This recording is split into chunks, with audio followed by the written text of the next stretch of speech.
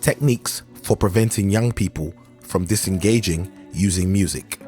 Music can help a child's educational needs by providing a means of self-expression and giving the child an outlet for feelings and emotions. Music, in addition to being a source of entertainment, can also be used to communicate with others.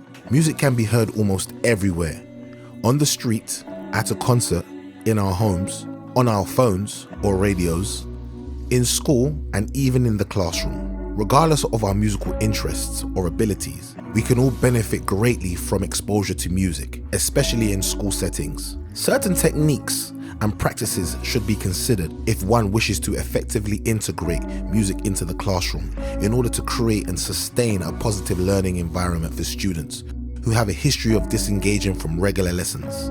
Music interventions can help young people rethink the concept of the classroom. It can also help them motivate and maintain their composure throughout the school day if they know they have the opportunity to express themselves.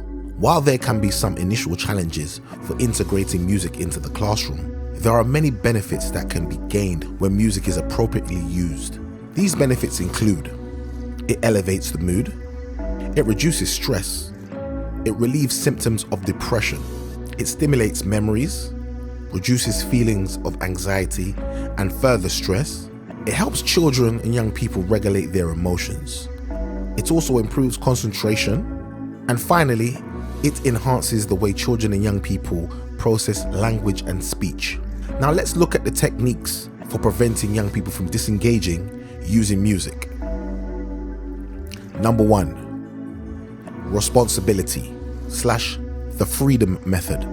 The freedom method is essentially the most effective method of engaging young people, especially when engaging large groups of young people who tend to stick together when delivering sessions in youth clubs, social community groups, classrooms, common rooms, and school settings. This method gives the group of students you're attempting to engage the power of the criteria you're delivering by allowing them to choose and make a range of selections freely.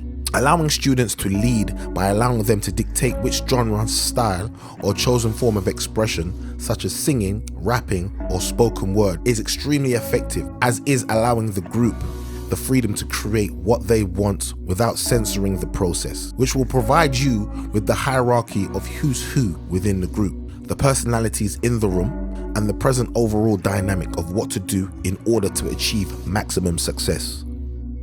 Number 2. Collaboration.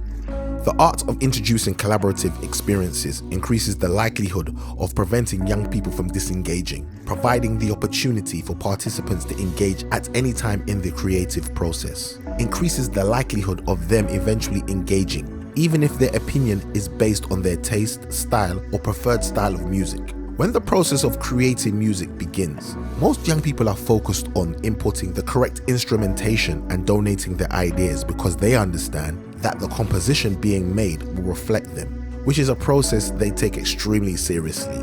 They know that their peers and members of their community will listen if the product is viable.